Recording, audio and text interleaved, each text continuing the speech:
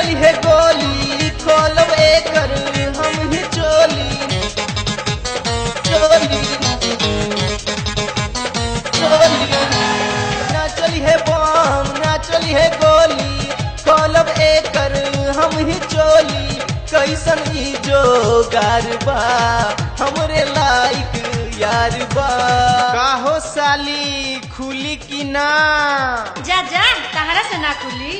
अरे काहे अरे हुक ना हो बोता मन डोली की ना बोला बोला ए साली चोली खुली की ना बोला बोला ए साली डाली की ना बोला बोला ये साली रंग डाली की ना बोला बोला ये साली।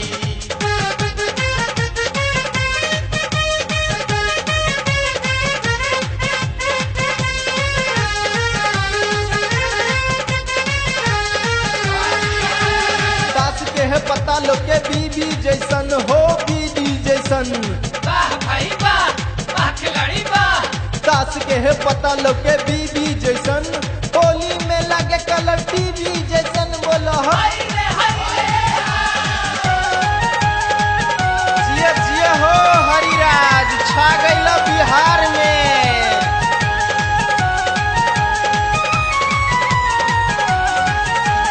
ना मरी है ताली ना दी है गाली हम कतना मिल गइले ऐसने साली साली साली ना मरी है ताली ना दी है गाली हम कतना मिल गइले ऐसने साली दिल बा हमर बेहाल बा भइल हमरा प्यार बा। अरे ओ हमार साली मिली कि ना अरे जा जा तहरा ना मिली।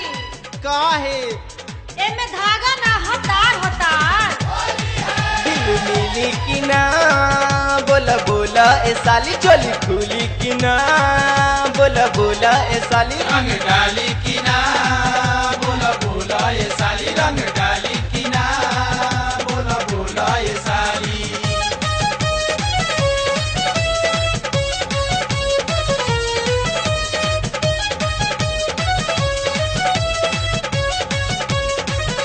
छोटका आलू बड़का आलू आलू रे आलू छोटका आलू वाह भाई वाह वाह खिलाड़ी वाह।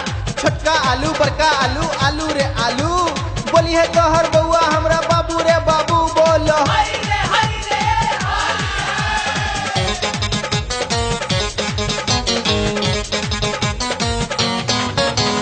ले आई डोली ना केहू बोली खेलब तोहरा से एबर होली होली